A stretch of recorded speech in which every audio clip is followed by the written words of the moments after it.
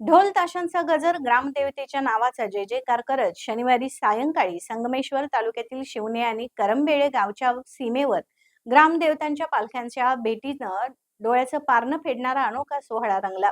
हा भव्य दिव्य सोहळा म्हणजेच दोन बहिणींच्या भेटीचा शिमगोत्सव. हे पाहण्यासाठी हजारो भाविकांनी गर्दी केली होती. यावेळी मोठी जत्राही भरली होती. शिवणे गावच्या पालखीत ग्रामदेवता रवळनाथ, नवलाई आणि पावनाई असून करंबेळे गावच्या पालखीत ग्रामदैवत गांगोबा देवी, निनावी आणि वाघजाई देवता होती. दोन्ही गावातील पालखी वाजत गाजत जल्लोषात सीमेवर आणण्यात आल्या. या पालख्या भेटीपूर्वी नाचवण्यात आल्या. दोन्ही पालख्यांची भेट घडवून आणताना भक्तगण आपल्या खांद्यावर भक्तांना उभे करून त्यांच्या खांद्यावर दोन्ही पालख्या देतात आणि ही अनोखी भेट घडवून आणली जाते. या भेटीमध्ये दोन्ही पालख्यांमधील ओटींची अदलाबदल होते. हे या पालखी भेटीचं वैशिष्ट्य आहे. करंबेळे शिवणे पालख्या भेटींची ही परंपरा 350 वर्षापूर्वीपासूनची असल्याचं मानकरी सांगतात. पूर्वी करंबेळे आणि शिवणे ही दोन्ही गावे एक होती. राजर्षी शाहू महाराजांच्या कालखंडात हे दोन्ही गावे स्वतंत्र झाल्यापासून त्या गावातील देवींची म्हणजेच बहिणींची भेट घडवण्याची प्रथा असल्याचं सांगितलं जातं.